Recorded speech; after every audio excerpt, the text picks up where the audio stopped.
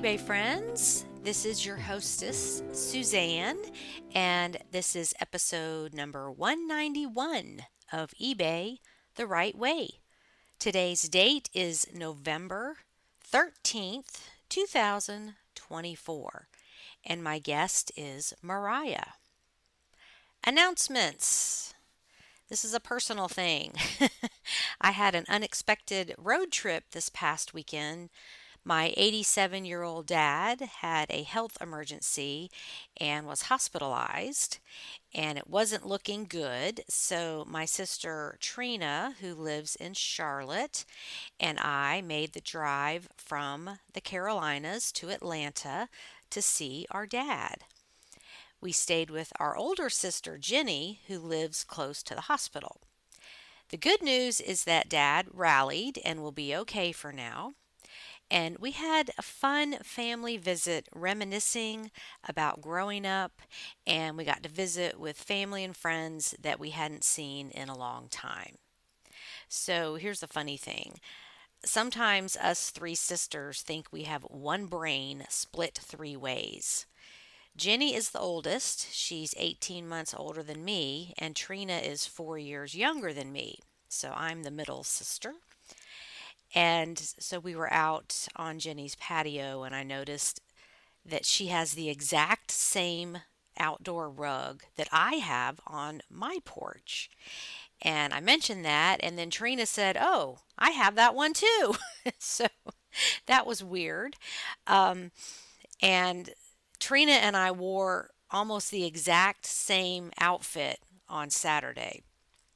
We do that sometimes. Like, we have shown up to family events dressed alike without planning it. And everyone else thinks we plan to dress alike. And no, we're just on the same wavelength about what to wear. So it's just kind of funny when the three of us get together. Jenny was a wonderful hostess. She entertains a lot. So she's always the Martha Stewart of the group. Trina and I spent 5 hours on both Friday and Saturday at the hospital visiting. So that's pretty tiring, just kind of hanging around the hospital. And so it was delightful to come back to Jenny's home where there was a huge spread of food waiting for us. Also, my son came over and joined us, and that evening, Saturday evening, we had delicious cocktails out by the fire pit. It was a beautiful night, and we just really enjoyed our visit. So we made the best of a not so great situation, and I'm just so glad to be back in the South and close to my family again so I can be there for these kinds of things. Okay, next topic. Thank you to all of our virtual assistant clients. You are keeping us busy getting things listed for fourth quarter, and it's wonderful to see the items on Money Making Mondays selling that our team of VAs listed. And that includes me. My team is listing between 10 and 15 items a day for me as I rebuild my eBay business. So just remember, it can't sell if it isn't listed. There's still time to get help listing your items. Holiday sales are strong until January. And there's a link below the podcast to the information about my virtual assistant service. So make sure to check that out if you're interested in learning more. Okay, now on to the chat with Mariah. Hello, listeners. I have Mariah with us today, and she was a little hesitant to come on the podcast because she is sort of new to eBay, but that's okay because everybody's new at some point. So, how are you doing? And we are recording this on Halloween. So, how are you on the spooky day? It's a pretty crazy day. Yeah. It's been nuts here, but just weird traffic and strange things that happen only, I guess, Yeah, one day a year. it's Halloween all the way around. Yes, I did dress up today, but I took my costume off for this. Yeah. And your regular job is what? So I'm a full-time teacher, and I've been teaching this is my 20th year teaching. Oh And gosh. I've taught every level, kindergarten through 12th grade at some point in time. Actually, I've taught pre-K too, but I don't like little kids as much as I like high school kids. So I teach high school. I could get on board with that. Yeah. There's less bodily fluids in high school, like no snot, no puke most of Right. the time, you know. Yeah. I was a babysitter back in the day, so I feel you on that. So, okay. Well, thank you for agreeing to come on the podcast and talk about your experience so far. So let's start with what brought you to eBay and when did you start? So I joined eBay in 2005, actually.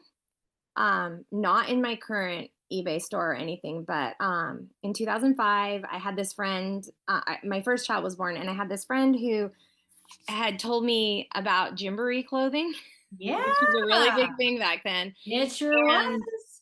it was a huge reselling of gymboree clothing. People were crazy about it. You had all these adorable accessories, and you needed, like, your kid needed the purse and the sunglasses with every outfit, also matching shoes, the whole 9 yards. And so, my daughter, who's my oldest, I would buy her all these really cute outfits, but you could buy it on eBay cheaper.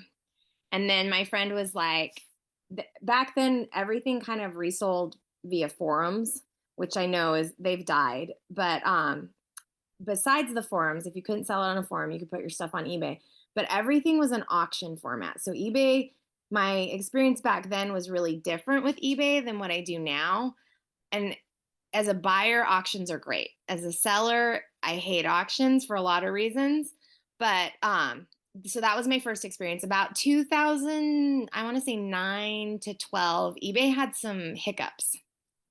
There were a lot of scam things and different things, and my kids were bigger, so I just forgot about eBay until a couple of years ago. I have a friend who actually has been on your podcast, Bethany Henderson. Yes, Bethany. So She's a a nurse. nurse.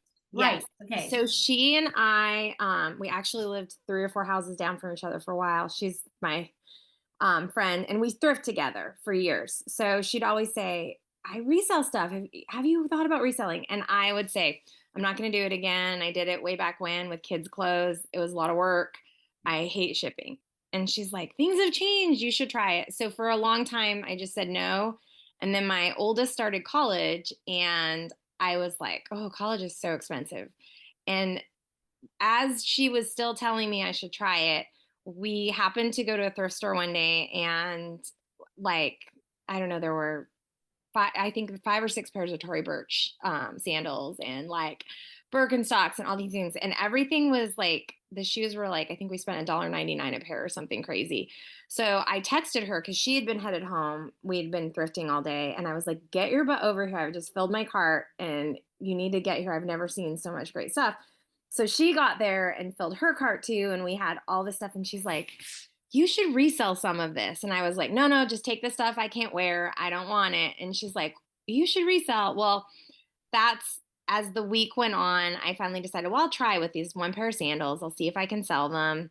And so I started a Poshmark account and an eBay account. I had never heard of Mercari at that time. And my old eBay account, I hadn't used it for so long, it had ceased to exist. So, like, I had to start fresh. I had bought a book that summer off eBay for my daughter for a college class. So I had one feedback, which, if you know, is terrible because I was the buyer and I had never, so no one wanted to buy from me for a while because I looked like a scammer. Right. Yeah. But everybody starts with zero. Yes. But people, I see it all the time. People post, hey, this person has like zero feedback. Should I be worried? Well, I was there starting back out a year ago. I had one feedback. And so I listed, I want to say I worked really hard to get 20 items listed. It took a lot of effort to even get to 20. And it took 2 months before I had my first sale. And it was an eBay sale, and it was a terrible thing. I would never buy it again. They were Kate Spade shoes, but don't buy Kate Spade shoes. It's a bad idea. They don't have a good sell-through rate. But I did sell these Kate Spade shoes that I picked up because I was like, ooh, Kate Spade. That looks like a great idea. So I went into it kind of not a lot of knowledge. And if I hadn't had my friend Bethany to be like, you should do this, watch this person's podcast, get on YouTube and look up sell through rates and videos and stuff, I would have been lost. But I spent a lot of time researching and started to do things better and like in a better business plan model, because some of the stuff I first listed, you just should never buy. Like I have things in my closet that I would tell you, do not buy that. Do not take it for free. Do not list it. It will never sell. Well, I mean, you got to start somewhere. And I sell stuff all the time. Like every season, I'll go through my closet. I didn't wear that last fall. I don't need this. And even though probably doesn't have a great sell through rate, I put it on eBay anyway. Just like I paid $3 for it at a thrift store. I wear it and then I don't wear it. And even if I can sell it for 10, you still make Yes. money, and you're rehoming it. But some people say don't fool with the $10, $20 sales, but I disagree because I don't like McDonald's. Think about how many fries McDonald's sells. Like they Yeah. make their money on volume. So Well, and you did a podcast. So when I first started out, I actually started out, one of the things that my friend recommended was watch your podcast. And you did one with a plush seller right around when I was first starting out. It wasn't the first podcast I watched with you, so I can't remember who it was, but she talked about paying her mortgage in $8 sales. And I remember that because at the time I was listening to all of these resellers who were giving advice and looking at building a business plan. And there was one lady who prides herself in helping new resellers. She really is kind of a Poshmark specialist, but she talked about if you can't make a $10 profit, don't sell it. And then I loved the lady who goes, I pay my mortgage in $8 sales. And she didn't say $8 profit. She said $8 sales. So any profit is profit. You have to decide, is this enough of a profit margin for me? Because if you can make, like you said, French fry sales, quantity sales are going to make you a lot more money if they're small and there's a lot of them than $100 sale a month. well, and yes, it is more work to list $20 items, but if they're plentiful and you can get them for $1 or $2 and it's consistent, I challenge the listeners to go back, if you keep records, and add up how many of your sales were $20 or fewer or lower dollar sales. And you'd be surprised. And then add that up over a year and it's significant. So I know some of the, what I call the heavy hitters that sell the really high dollar stuff, some of them, they have full-time jobs, they're gainfully employed, they're kind of doing it on the side. And it depends on your objective. Yes. What are you trying to accomplish? And, where are you? Do you need to hustle it and make the money? What are you doing with it? Are you saving for retirement? Are you saving for a vacation? When you have a goal in mind, and even some of the heavy hitters have $20 sales. So it doesn't Yeah. have to be either or, it's the mix. Well, and you mentioned you encourage people to consistently list. And I think that, so there are some things like if I were to tell somebody, when people say to me, oh, I really want to be a reseller.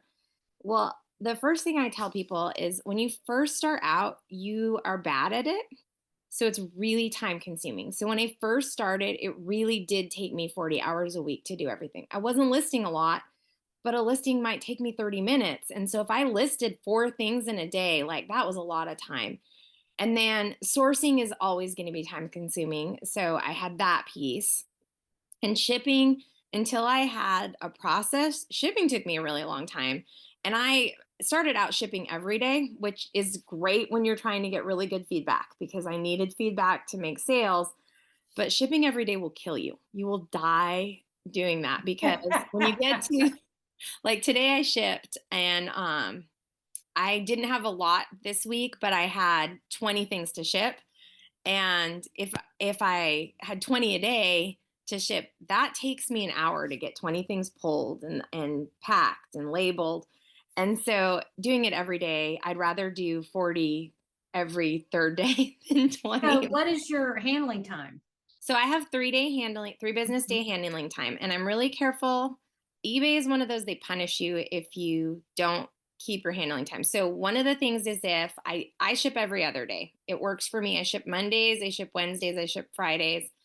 And that is really easy for my week. The post office is right by my full-time job. It's like just down the street. So I usually go on my lunch, which, I have 30 minutes. I can just drop stuff off at the post office and be back at school with no problem. But during like end of October, like right now, I stand in line and I get receipts.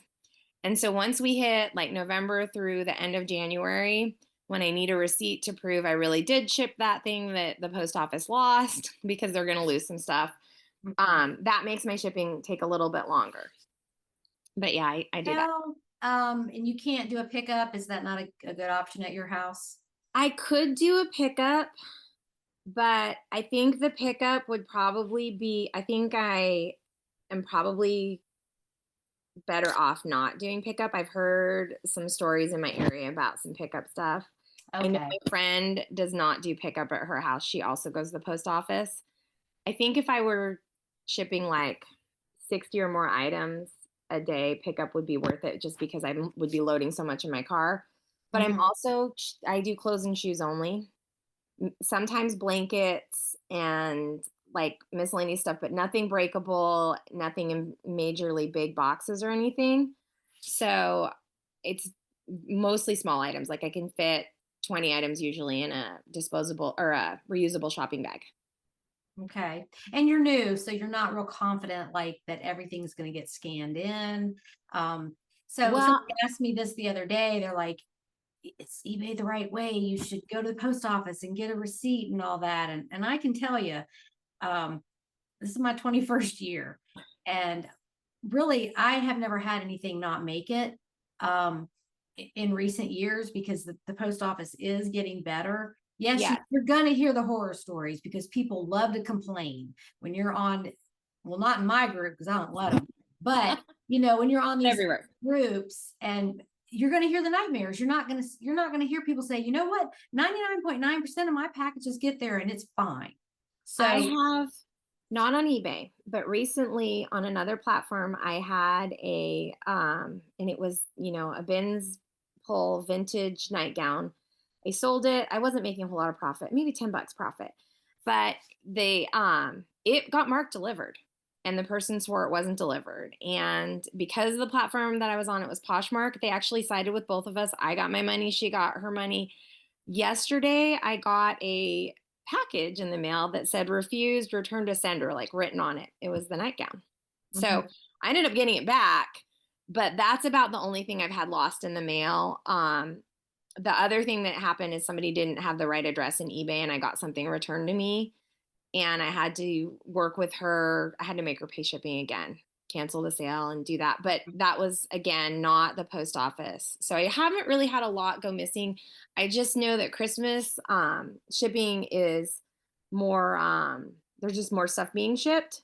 So Mhm. during that time is the only time I stand in line. I don't get a receipt the rest of the time. Here, I have a big, Okay, because yeah. I hate to hear people are standing in line, and most of the post offices now have a dedicated window where you can just drop off your stuff. Yes. So I They'll have scan them right there. Others will just toss them in a bin and scan them at the end of the day. So it depends on what your post office does. So there's like a window bin thing and I just throw all my packages in it and trust that my post office is going to scan them except November 1st through about second week in January. Those are the only times that I get receipts. Yeah. And it's a longer line and it's annoying, but I just plan for that because you know, what I can Safety. say, Yeah, hey, it safety. got shipped, it didn't get scanned. I'm sorry, but I do have the receipt. Here we go. Oh, I totally understand that. And you're right. The volume during the holidays is crazy. Yes. So you got to protect yourself as a seller. Um, I'm kind of trusting because I haven't had anything happen lately. And I do have a pickup. I'm in an apartment. So, I'm not, it's right outside my door. It's safe. Some people don't have a place to leave it if they're going to work and they don't want to leave Yes. bin of packages out where porch pirates can get them. So, Well, you got and to work that's for you. And I think I probably would be fine on my porch, but my like I leave for work at 7 and my postal people come by at noon or 1. So that's a long time for stuff to sit on my porch Mhm. because I would have to stick it out in the morning. But it, like I said, it's very convenient for me. But people have to think about that when they start reselling. Like, are you going to do pickup? How do you do pickup? Also, materials for like shipping. So, Mhm. where are you going to get your supplies for shipping? Do you have a printer? What kind of printer are you going to have? All of those things. Like I didn't, thermal printers are really cool. Thermal printers didn't used to exist. Yeah. Is that what you have? I don't have a thermal printer yet, but only because my mother was moving and gave me a printer and ink. And so I have been using her printer with ink for over a year now. And when the ink runs out, I'm going to get a thermal printer because it'll probably be cheaper to buy the thermal than to replace the ink. But she had a pretty fancy printer. And so I was like, I'll just use this until Yeah, I'm done just with it. use it up. I I didn't get may on resell board. it on eBay. Yeah, I didn't get on board with the thermal printer. I was kind of a late adopter on that, but I guess 2022 or 2021. But I don't even have a regular printer anymore. I just have the thermal printer, and then at the office, I live across the street from a library, Mhm. and the office here has a computer and a printer. So I really have to print anything with ink. Yeah. Everything is electronic. Your DocuSign, your do your Yeah. taxes electronically. Like I don't need to print anything. So I'm just like everything's getting smaller and smaller with my eBay supplies. And I have a Rolo and it's like the size of a brick. And Yeah. you just buy the labels and they're like, I think 2 cents a piece. I get them on Amazon. So My um only concern is, and I I assume that you can get different sizes and stuff, but I do ship through one of the platforms that I use. I ship USPS or UPS. UPS, right. And Yeah. so the UPS label prints like this whole page thing with directions. And so I'm not sure when I get a thermal printer how to set up for printing my UPS labels. But UPS shipping, it's just for really heavy things. And I learned this. This is the other thing that's really great. I have a friend who doesn't have a lot of thrift stores by her. And so I Mercari is the one that's UPS. And so she recently I bought a bunch of stuff for her kids and she was like, just tell me how much I'm going to owe you when we're done getting things for the kids for fall. And I said, well, if I put it on Mercari, you can pay the discounted shipping. And so for the same price as she would have just paid to ship the box, she paid for everything. She paid for the stuff because she paid me back for what I had bought, but also to ship it to her. So that is nice because it can weigh a lot and go UPS. I think 3 pounds is like $8 or something like that, which is a great deal. So Mhm. that's kind of good for people to know if you ever have to ship something heavy. UPS is a great way to do it. I just don't ship a lot of stuff that heavy. Okay. Good to know. But yeah, the shipping is usually the part of it that makes new people nervous. Just, am I going to do it right? Am I going to charge enough? And you would sounds like you've already got the swing of it. So good for you. That I knew from 2005 because I had resold some of my kids' clothes. So I already had that scale. In fact, I had moved that scale a couple of states and 5 houses later still had the scale somewhere in storage. So when I started, I was like, oh yeah, I just got to figure out what box that scale's packed in. I still own it. Oh, that's funny. Good for you. Okay, so Bethany kind of pushed you into this, Mm-hmm. and you sell. Is it mostly adult clothes and shoes? I sell some kids stuff, but you're not going to make a lot of money on kids stuff. There's certain brands that are definitely worth buying if you can get them for cheap enough money. There are things that are super big bolos, but I have not found ones that are good. So, for example, a Gymboree blanket is a bolo. I think you Yep. talk about that. That's how I learned about it. So I Yeah. started looking and I found a terrible Gymboree blanket and I have it listed for about a year now. But I just have one. It's not very decorated. It's not a really fancy pattern. It's just red and white. And it's a baseball theme one that says Devils on it. So it's not the best of Gymboree blankets. I think the girls' ones probably are the ones you're really looking for, or the 1980s weird colors. Like if you can find one of those, people probably collect them. Mm-hmm. Um, but those kinds of things, like if there's something that's a major bolo and you've talked about it or I've heard somebody talk about it, I'm going to pick it up if I find it someplace.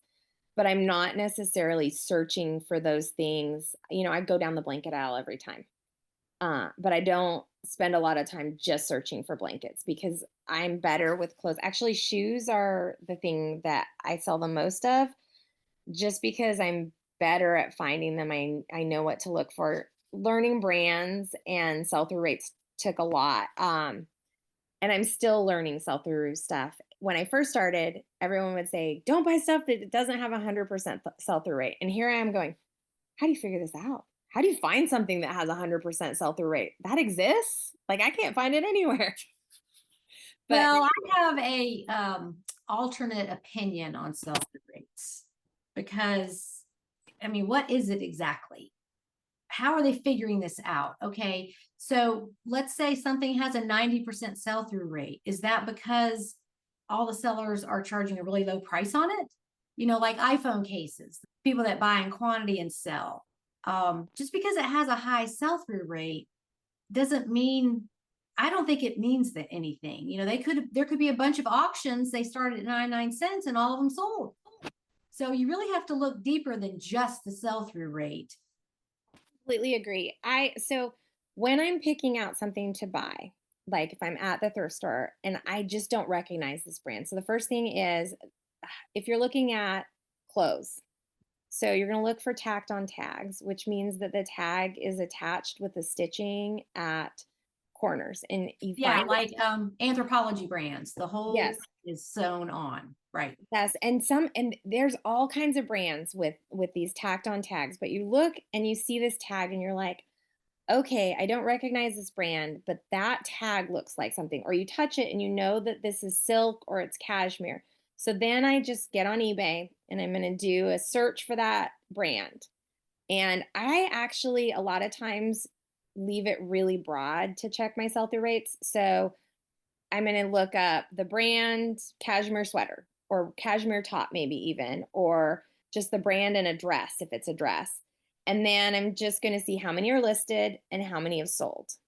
And if there are 1,000 listed, I sometimes don't even bother looking to see if any have sold. Exactly. How many are out there? Yes. That is very important to look at, not just what did they sell for, but how many are out there. But if I get 500 or less, so if there's 500 or less listed, I'm going to check to see how many sold. Like the thing that I pulled up that I just searched this morning, I have some bed stew boots. And once I Google search to figure out what the style is called and everything, I And put in what's the item called again? the brand is called Bed Stew. Bedstu. Yes. Okay. And so I have these boots that I was looking at this morning, and I Google lensed the boots to find the style, and then I searched for the style on eBay and found that there are two of the style that I have listed. And so then I went to show more in my filters on my app, and I hit the sold and completed listings and discovered that one has sold. So I have about a 50% sell through rate there. But what I was mostly looking for, because I already knew this was a good brand, I already own it, and I'm working on listing it, is how much do the pairs that are they listed for, and how much did the one that sold sell for? Because I don't trust eBay to tell me what something is worth. I want to do a little research and price things better. Because, for example, those Crocs that I sold that you featured that I Uh-huh. sold for $80. Yes. So the comp said $80, but eBay's suggested selling price is $30. And I have the space to store them. So I said, I'm going to sit on these for 3 to 6 months and see if I can sell them for $80. Well, it didn't take very long and I sold them for $80. So Good. that's the kind of thing that I do. I'm going to check how many are listed and how many sold.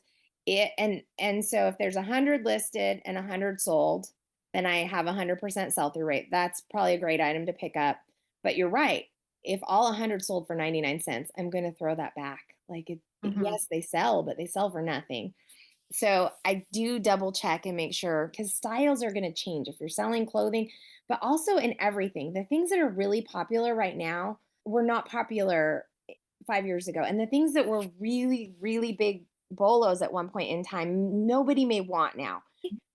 I want to sell things fast. So my goal is to not store stuff for a really long time. I've sold some things, like I sold a dress recently for $50 that it was all style. Like the brand has no sell through whatsoever. But I was like, all these teenagers want this. Like it's gonna sell. And Well, and you're absolutely right on that research tool that they used to call Terapeak. Yeah, it can go back 3 years, but it depends on what you're selling. If you have a rare collectible, then you do want to look at that. But if yes. you're selling trending styles and all these aesthetics that are popular right now, you don't need to go back 3 years. I totally agree with that. And it's hard because there are going to be times you want to go back 3 years. There are things that you might buy and want to sit on because you can sell them for a lot more money. I just don't find that stuff. I haven't been doing this long enough to find anything that I'm like, oh, I need to do some really good research on. But overall, I would say that anybody can, when you're sourcing, you can use that tool really quickly to just filter your search to see, is this worth buying? Should I pick this up? I buy stupid stuff all the time, and I Well, haven't for a long no, time. don't say it like that. I mean, you have a gut feeling about it, and one thing that's going to come with experience is you're going to, especially if you're thrifting, you're going to see the exact same things. So it's Yes. like, yes, I've sold this Lands End bathing suit 4 times. Yes, I recognize this, and I don't even look at sell-through rates. I just know LL Bean, Lands End swimwear, larger sizes that have the Yes. lined in front and back because they're not doing that anymore. They're older, and that's going to come with experience. You're gonna be like, yeah, I've sold that before, but when was it? Was it 10 years ago? Mhm. Why not sell now? But if you recently, say within the last year, sold it, and then it pops up in front of you again, you're just going to know. And you're right because I'm already doing that. So there's a cabbie blazer I've sold twice. I don't pick up a lot of cabbie blazers. This cabbie blazer, every time I see it, I pick it up.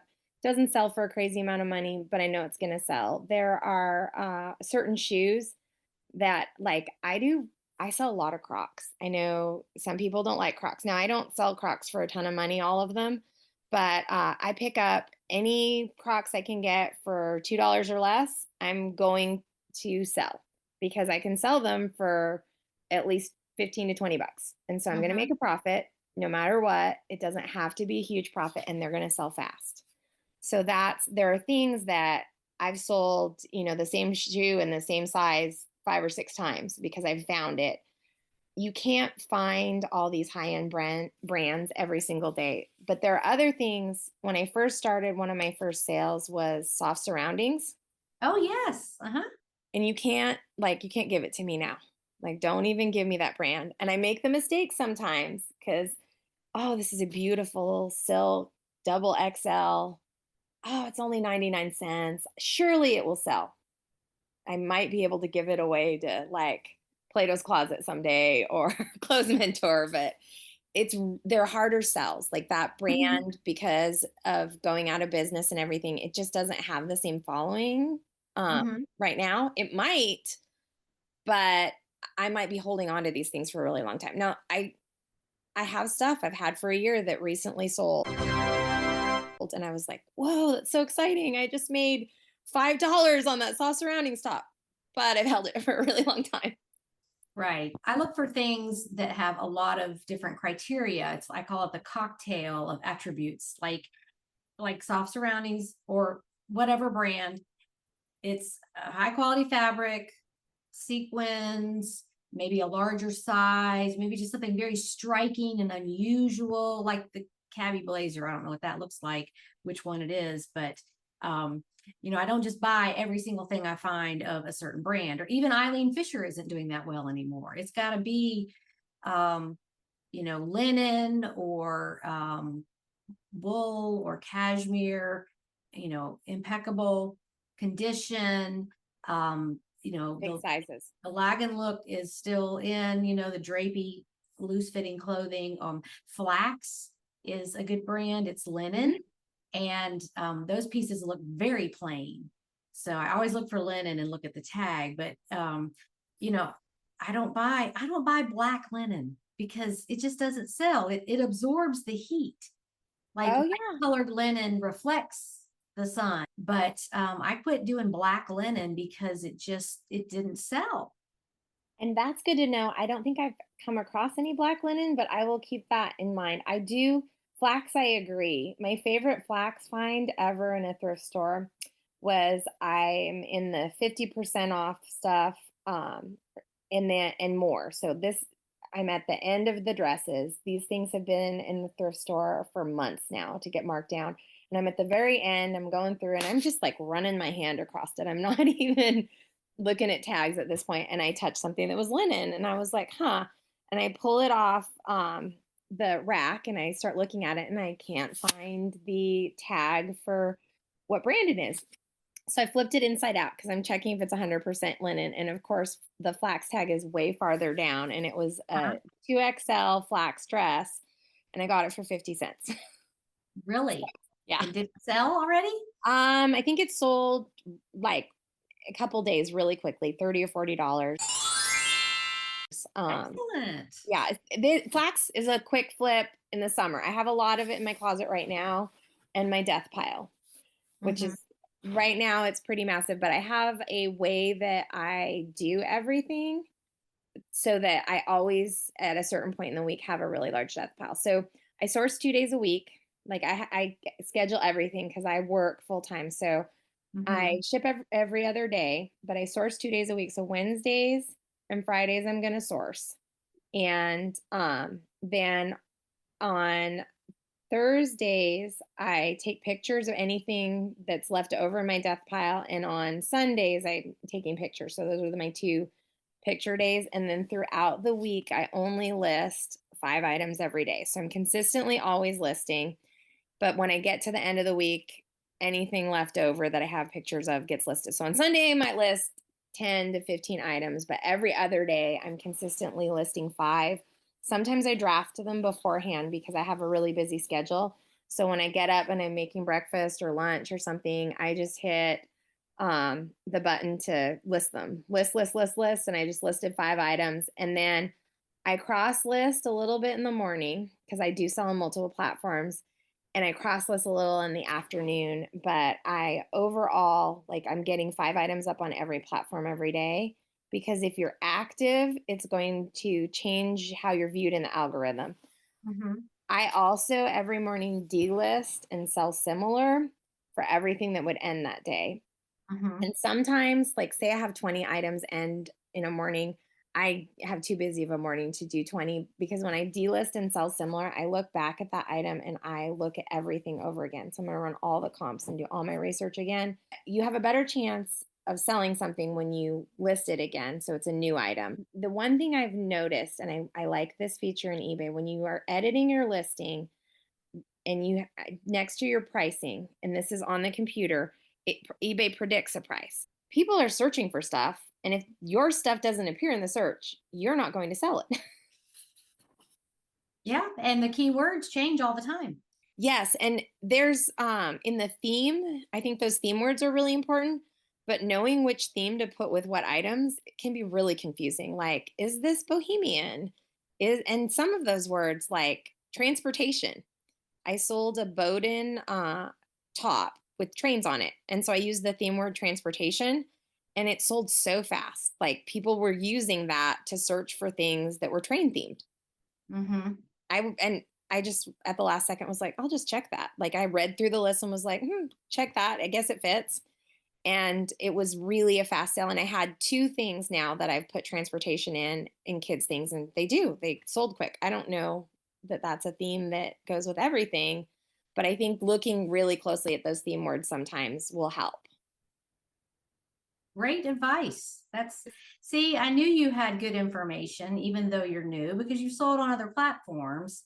Yes. And, it's all about what you're looking at. So, um, the suggested price, and I could go either way on that because it's an average. Yes. So it depends on what you have. If you have a, size 22W Lands End swim dress that there Mhm. aren't many of. What's it?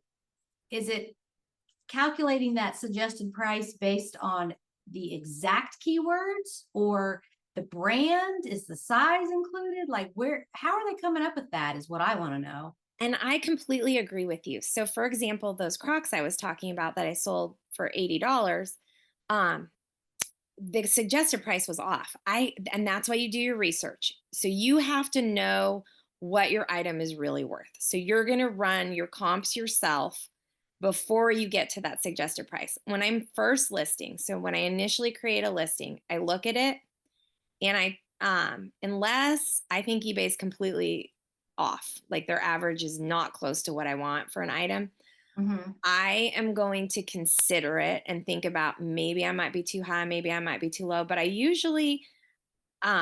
still usually try to be in a $5 range for a lot of things. Now, if I ran the numbers and I have something that's really popular, I can see they're selling really fast and they're selling for really good money and eBay tells me to list it for less, I'm just going to ignore their suggestion.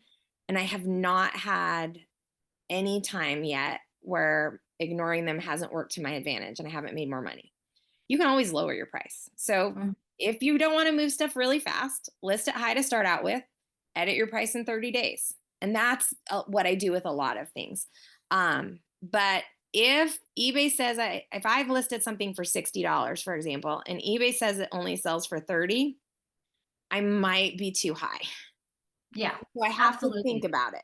You have to keep reevaluating, and Yes. without getting into analysis paralysis, because most people have no problem finding inventory, and if you're willing to let it go for a little bit lower than you originally thought, I mean, it's everybody can restock.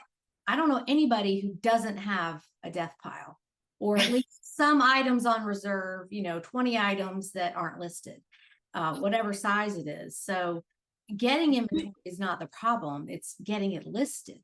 Yes. Well, and usually, so by the end of my week, my death pile, so by Sunday of this week, I won't have a death pile of stuff from the previous week. It will only be stuff I sourced this week. So I don't carry a lot of death pile in.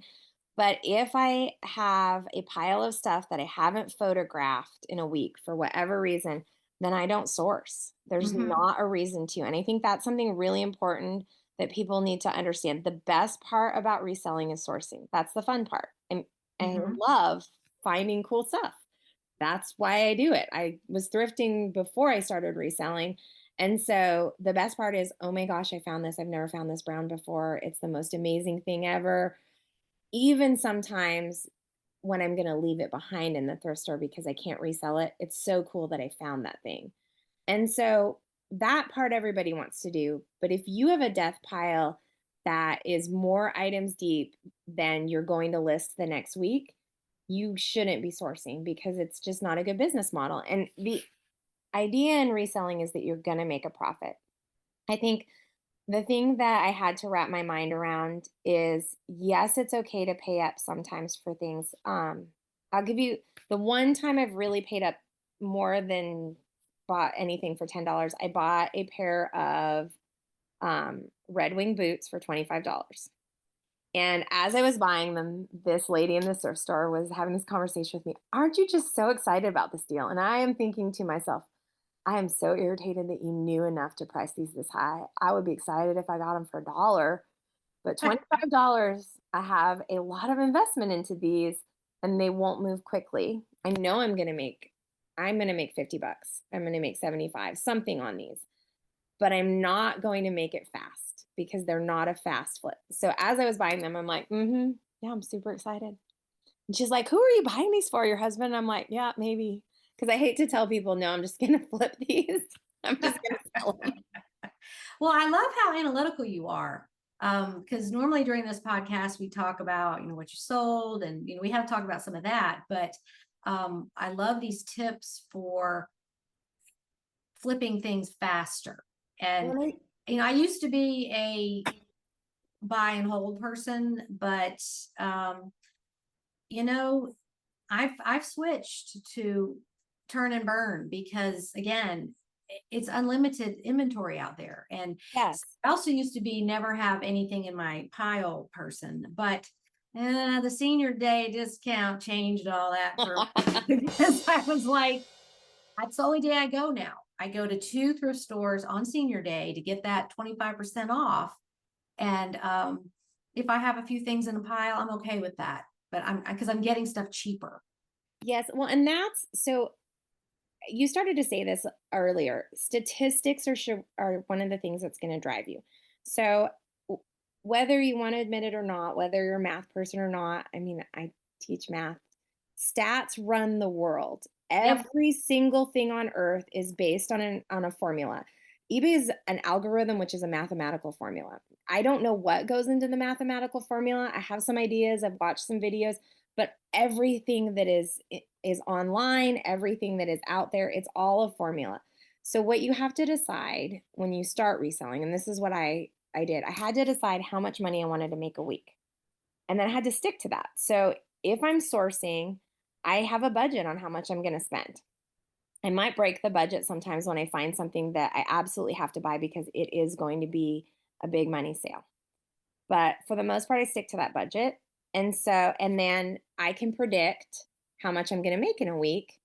But I also, I'm subtracting what I put in every week. So every week I know what I'm making. My goal starting out was I wanted to make $300 a week, which meant that if I spent $100 in a week, I had to have $400 in sales. And for a new reseller, that is an astronomical feat when you're first Yes, starting it out. is. Uh-huh. So I spent $20 to $30 in a week in sourcing. So I had to be really careful. I had to be very selective.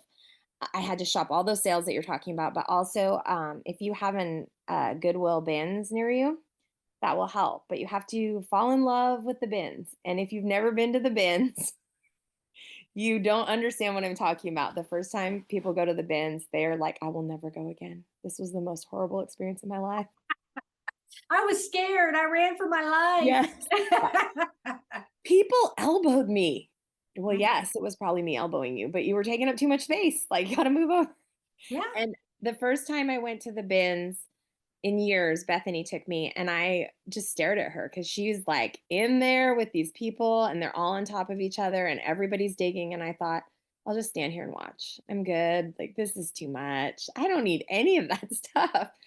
But if you're willing to dig, if you're willing to put in the time, you are buying stuff by the pound, so it's cheaper, so you can get more stuff for less money, which means you're going to have better turnaround. It's time consuming though. You can't find a lot of great stuff at the bins if you don't have 3 hours of time.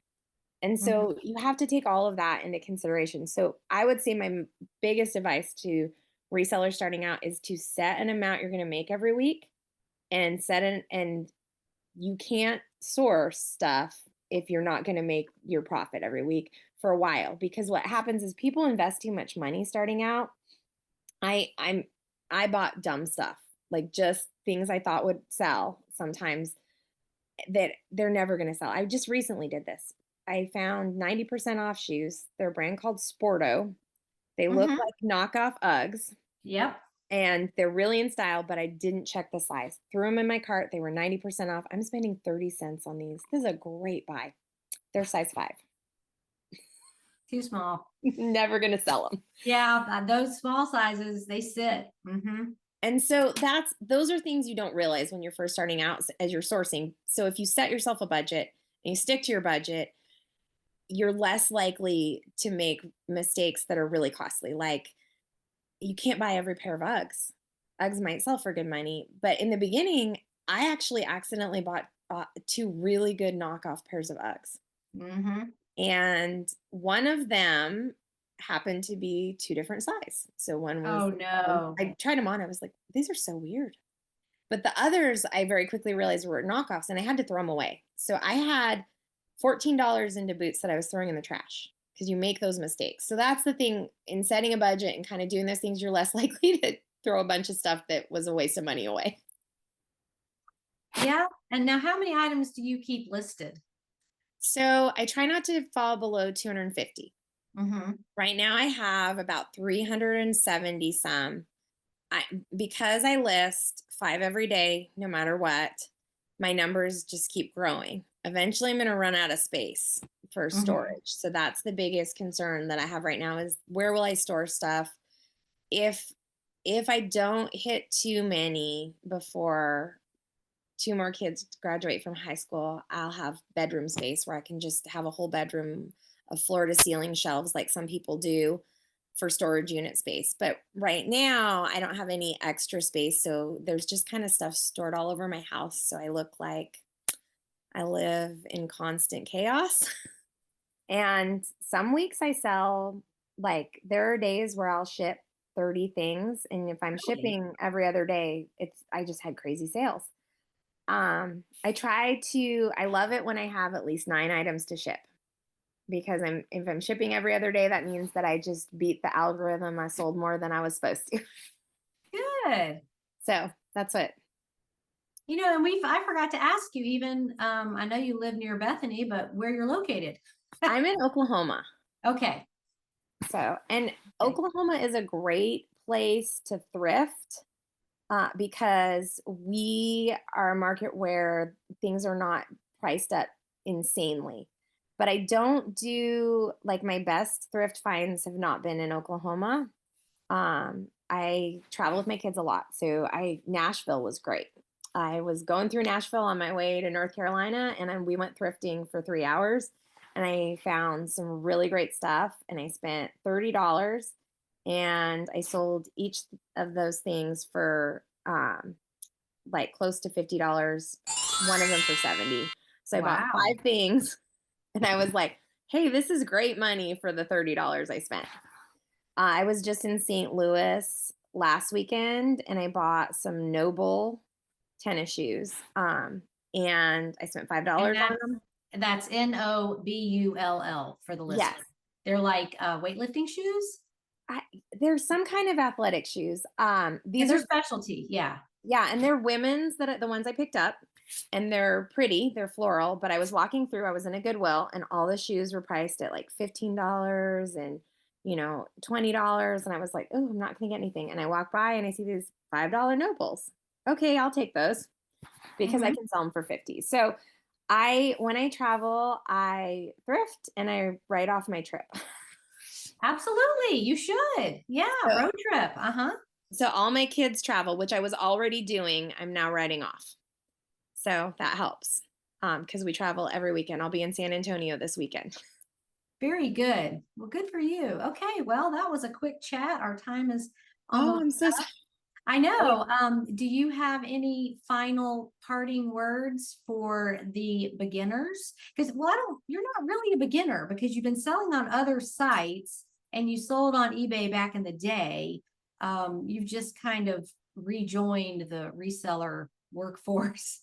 Yes, so I wouldn't quit. Um, like a lot of people get discouraged. You want to quit. Like it's not it took me an entire month to sell one thing. Mercari, I sell in Mercari a little bit. I don't know what I'm doing wrong, but I do sell some stuff sometimes, but it's not great. It took me 5 months to sell something on there. Really? Yeah, I just like it's probably just me. Now, eBay, I'm pretty consistently selling on. Feedback is really important on eBay. So when you're first starting out, I hate auctions. I think they're stupid, but um, I would say do a few auctions to start out with because your items will sell. 99 cents, you're giving it away, I get it. But those people, you're going to ship it really fast and they're going to leave you feedback. And so I did my first 5 sales on eBay. I did auctions. I just did 99-cent auctions. And then I had, instead of one feedback, I had 6, which now I can do better and sell more, was the theory behind it. The other thing, I have a store now, but I didn't start with one. Don't get a store until you need it. If you can do that minimum listing in a month, do it because it's free. But as Mm-hmm. soon as you can't, pay for the store. So I've done all of those things.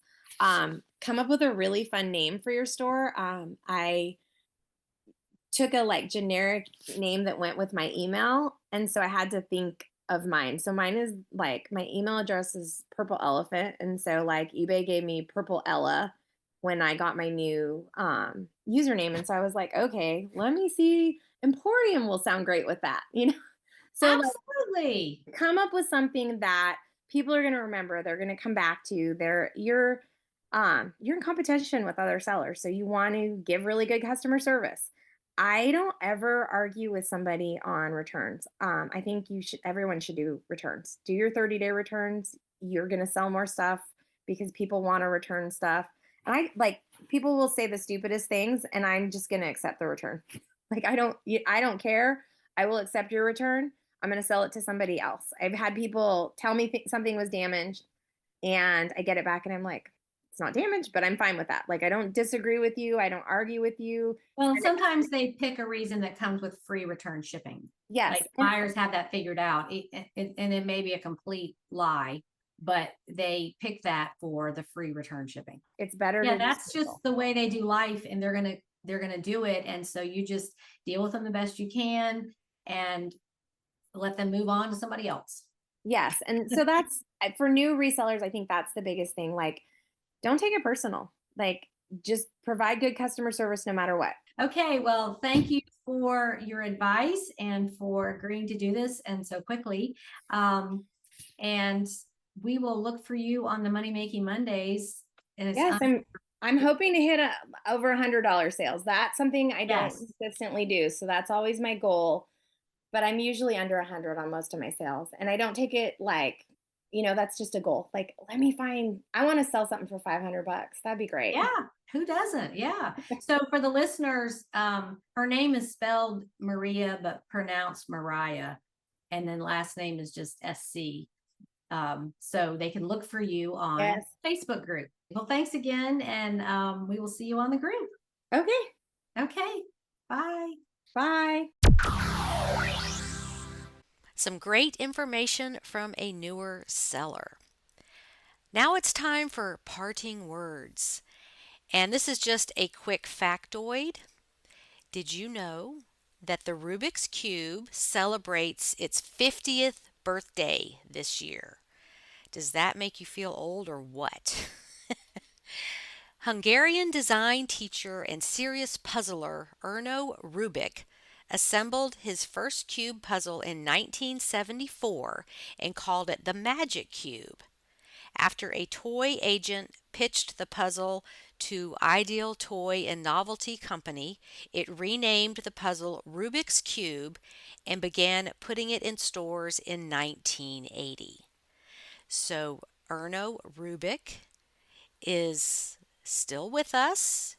He was born in 1944, so 80 years old this year. And I was always amazed by people who could solve the Rubik's Cube so quickly. My brain just doesn't work that way. So good for them. So today's factoid is the Rubik's Cube is 50 years old, invented May 19th, 1974. Next week, my guest is Deborah, who has an unusual specialty. I won't reveal that now. You'll have to just tune in next week to find out. Thank you all for supporting this podcast, and have a profitable and productive week on eBay. Bye, everybody.